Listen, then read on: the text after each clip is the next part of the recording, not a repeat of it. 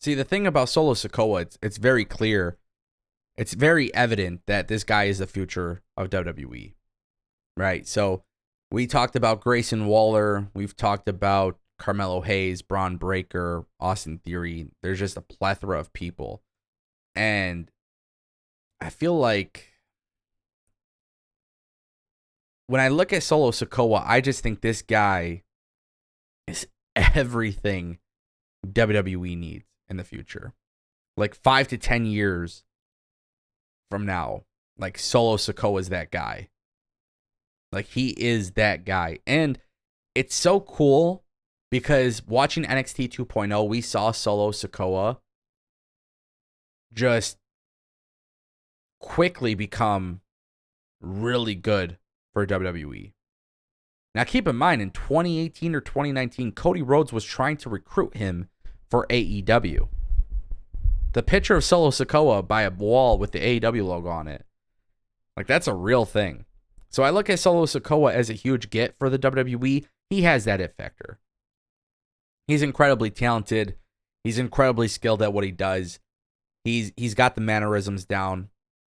He loses to Cody Rhodes, and I guess I was confused by it because that's the way his streak ended. But like, I just think this is more layers for the eventual Solo Sikoa split from the Bloodline.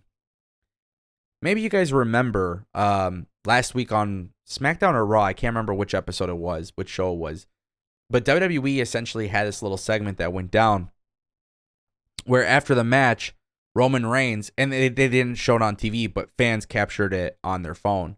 And basically, Roman Reigns was walking back to the entrance, up the entrance ramp with Solo Sikoa and yelling at him. And these are the small things, right? We talk about those little details. We talk about those small things in wrestling that really transcend a storyline. I look at that. I look at Solo Sikoa losing to Cody in the main event of Raw. Cody's whole argument is that he's not ready. Deep down inside, forget about the storyline. We all know that Solo Sikoa is ready. We know this guy is it. But in storyline, they're trying to sell it that Solo Sikoa isn't that guy. So, in my opinion, Solo Sikoa is not only the future of WWE, but he's kind of like the right now. It just depends on what happens with Roman Reigns. Like this whole idea of Solo Sikoa turning on Roman Reigns, there's just so many layers to this. This entire time we've been talking about Jimmy and Jey Uso. We were talking about Kevin Owens and Sami Zayn, and this entire time, a lot of fans were forgetting about Solo Sikoa, but look at him in all those segments, just constantly sitting in the background. He has this match against Cody Rhodes. Really good match. The Usos get involved. Sami Zayn and Kevin Owens get involved. It's what you expect, obviously. But I look at Solo Sikoa, and I just see like this guy is a superstar. He's a superstar. And I think we all knew this when we watched NXT 2.0. I can go back and find my old streams when I would talk about these guys, you know, Tony D'Angelo, Solo Sikoa, Grayson Waller, Carmelo, Trick Williams. I look at all these people, and I just think the future is bright. But I look at Solo Sikoa, man, how did WWE get so lucky with his talents? That family, no pun intended, but that bloodline really has some skilled freaking guys wrestling. And it's just so cool to see because I think when you look at it from a storytelling perspective, we don't know what's going to happen with Roman Reigns. We don't know where he goes next. If he drops the title, keeps the title, we don't think about these things, right? We're definitely not thinking of these things. We don't know what's next. But I think Roman Reigns and the Bloodline storyline has been so strong that so many people elevated from it. So many people benefited from it. The company benefited from it. That this type of storyline and how intricate it was for the last 2 years can be applied to almost anything else. It can be applied to Jey Uso and Solo. It could be applied to the Usos and Solo. It could be applied to a variety of things.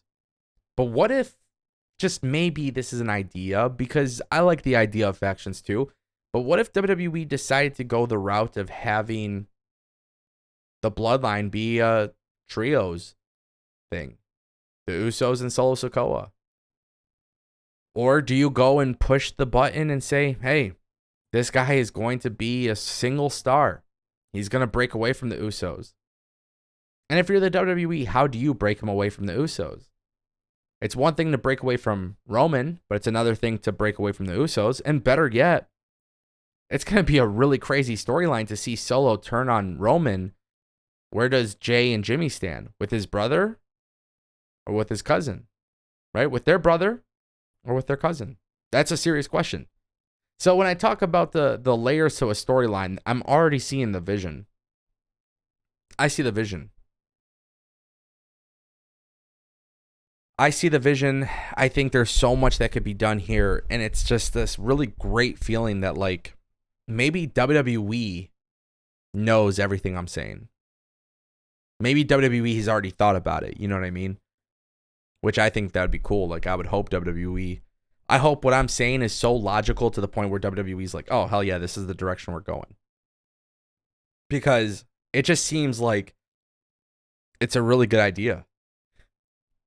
I'm biased because it's my own opinion, but I look at that storyline and I just think, damn, like whatever's next is probably going to be as magical as the last 2 years. I know a lot of people think Cody's winning at WrestleMania. I still don't think so. I wouldn't be mad if it happened. I still don't think so, because I think what happens after WrestleMania could be so good for storytelling on all accounts. For Roman Reigns, for Solo Sikoa, for the Usos, for Sami Zayn, Kevin Owens, for Cody. Even with Cody losing, there could still be good storytelling. So I just look at this from a perspective where WWE tonight on Raw showed that Cody Rhodes was right. Solo Sikoa is not ready. But that's just in storyline, because the story will continue to progress. The story will get better for everybody involved. Tell me, when's the last time WWE has created such compelling television? And I'm being dead serious, because I don't think anybody can sit here and tell me the last time WWE created a very, very compelling storyline as good as this. Anytime I ask somebody, they have a very, very long... I wait for minutes and minutes and minutes just to get the response. So that's my question. When's the last time they built the story this good? And the story's not even over. It's like opening a book, and you just read the first few chapters, and there's 20 chapters left. At this point, the book has been so good, you're not really worried about the rest of the book as you're flipping pages. The future is bright for Solo Sikoa. That kid's going to make it far. I really genuinely think so. It's honestly really exciting. For real.